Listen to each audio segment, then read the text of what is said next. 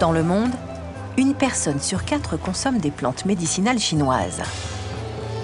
Un commerce de 100 milliards d'euros, dont Hong Kong est la plaque tournante. Dernièrement, un nouveau produit a conquis le marché. Son nom, Cordyceps sinensis. D'après les médecins traditionnels chinois, il aurait d'innombrables vertus, grâce à ses effets bénéfiques aussi bien sur le cœur, les reins ou les poumons. Ce composé est issu d'une rencontre mystérieuse entre un champignon et un animal qui ne se produit que dans une seule région du monde. Très rare, il est donc aussi très cher. À 25 000 € le kilo, sa valeur est aujourd'hui supérieure à celle de l'or. Cordyceps sinensis pousse ici, sur les plateaux du Tibet.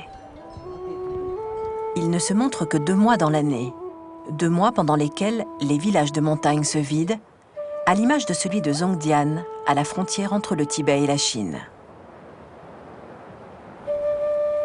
À une journée de route du village, les habitants de la région ont installé leur camp de base.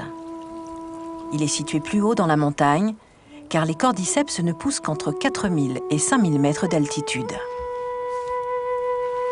Fermiers, nomades ou éleveurs ont abandonné leurs activités pour se consacrer à cette récolte qui leur permet de gagner 3/4 de leur revenu annuel.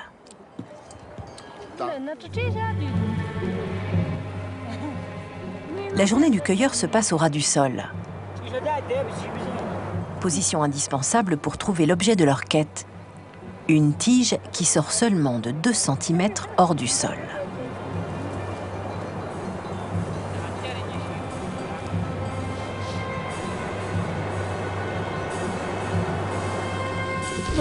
Regarde, en voilà un, ici.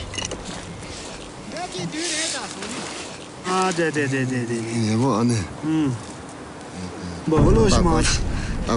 oui, attention, il est fragile.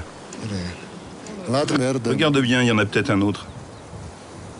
Avec l'augmentation de la demande, cette cueillette est devenue une véritable chasse au trésor. Pourtant, cette pratique est ancestrale. Bien avant que nous ne fassions partie de la Chine, nous, les Tibétains, on cueillait et on consommait déjà le cordyceps, et bien d'autres plantes d'ailleurs.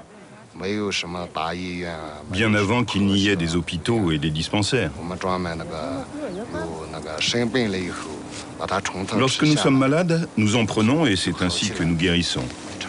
On peut le faire mijoter dans la soupe de poulet ou dans un plat de porc. Ou bien encore ceux qui boivent le font macérer dans de l'alcool.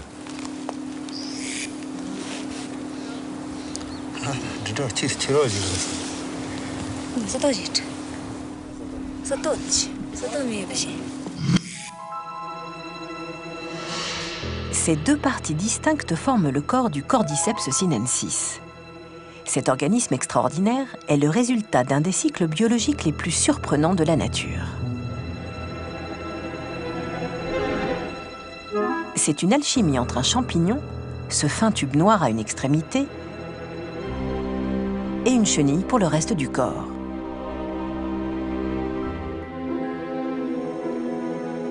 Celle-ci appartient à une espèce de papillon très particulière.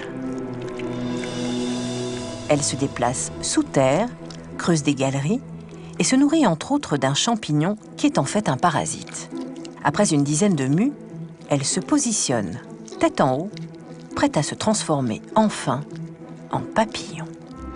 Mais au printemps, alors que la chenille s'apprête à vivre sa métamorphose, le champignon profite d'une température plus douce et d'un peu de pluie pour se développer et tuer la malheureuse chenille. Il pousse ensuite vers la surface à la recherche de chaleur. Cordyceps sinensis résulte donc de la fusion d'une chenille momifiée et d'un champignon parasite. À Hong Kong, la demande de cordyceps a explosé.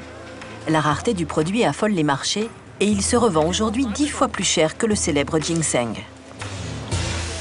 Son pouvoir de guérison semble faire l'unanimité chez les médecins traditionnels chinois. D'après eux, il renforcerait la résistance physique, stimulerait le système immunitaire et aurait un effet positif sur l'organisme en boostant l'énergie des patients.